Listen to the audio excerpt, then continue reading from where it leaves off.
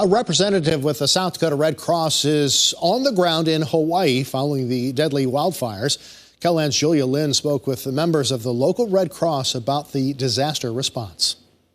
Whether it's a wildfire, a hurricane, or a typhoon, volunteers with the American Red Cross are always among the first to respond. Being on the ground can be very difficult at times because you see a lot of carnage and a lot of suffering. It's very rewarding, though, knowing that you're making a difference. 3 weeks is a long time to be away from friends and family, staying in conditions that are not always the best conditions. Disaster Program Manager Robert Rulin says resources like blood are crucial, especially for people in Maui. People can donate blood because in time of disaster, the blood supply does get depleted pretty quickly.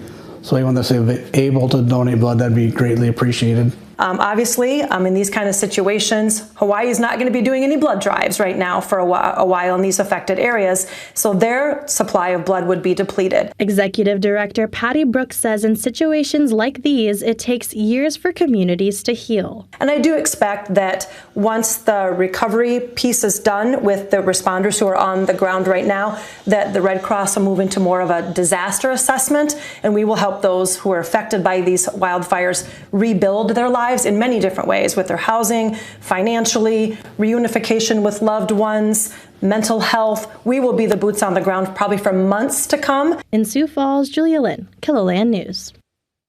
Now, the Maui wildfire has officially been deemed the deadliest wildfire in the U.S. within the past 100 years.